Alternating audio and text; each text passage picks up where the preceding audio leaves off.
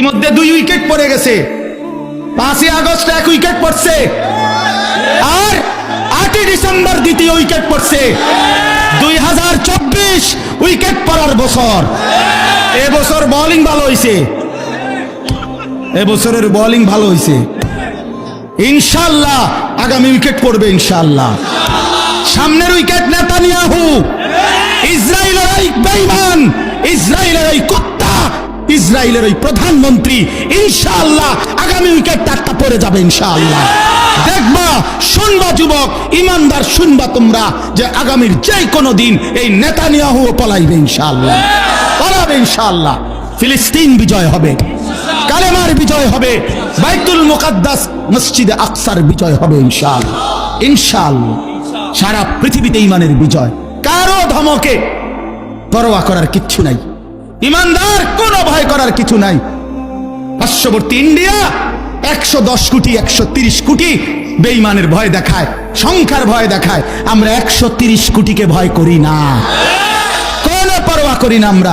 তোর 130 কোটি না, 230 কোটিও যদি হয় আমরা গোনাত ধরি না। আমাদের একজন, আমাদের একজন, একজন, একজন আল্লাহ। কয়জন বলো, কয়জন? আর একজনই আমাদের বড়। আল্লাহু আকবার, আল্লাহু আকবার, আল্লাহু আকবার। অতএব ইন্ডিয়াকে বলে দাও, পেঁয়াজের ধমক দিও না, আটার ধমক দিও না, আলুর ধমক দিও না। বেঈমান, পেঁয়াজ বন্ধ করে দিবি, ধমক দেশ কেন? পেঁয়াজ তোর বাপের, কথা বলে না। মোদির আব্বার নি পেঁয়াজ, কথা বলো। আরে তার বাপের নি পেঁয়াজ, ওই ধমক দেয় কেন? ইন্ডিয়ার ওদের বাপের পেঁয়াজ, এটা তোর বাপে উৎপাদন করে পেঁয়াজ বেটা।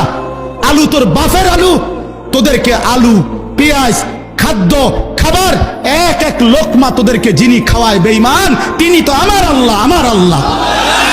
আরে তোর কি, তোদের মূর্তি ছাড়া আছে কি আর? আমাদের আল্লাহ তোদেরকে খাওয়ায়, আমারে ধমক দেবো, এটা কি কথা? আরে বেওকুফ, তুই কারে ধমক দেস বেটা? তোদেরকে যিনি খাওয়ায় তিনি আমার আল্লাহ, ঠিক কিনা বলো যুবক? কার আল্লাহ? আমাদের বলবা না, আমার বলো, আমার আল্লাহ। আমার আল্লাহ খাওয়ায়, আমার আল্লাহ, আমার আল্লাহ ওদেরকে খাওয়ায়। 130 কোটির কোনো হিসাব নাই। পেঁয়াজ রসুনের ধমক দিলে কোনো লাভ নাই ইনশাআল্লাহ।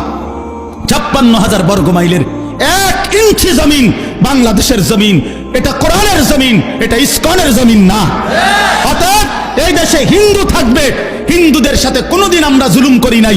যুগ যুগ ধরে আমাদের এই বাংলাদেশে হিন্দুরা ছিল, সংখ্যালঘুরা ছিল, তাদের উপরে কোনো জুলুম আমরা মুসলমানরা করি নাই।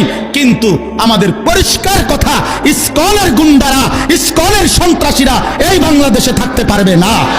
বলো যুবক, ইনশাআল্লাহ বলো, ইসকন থাকতে পারবে না।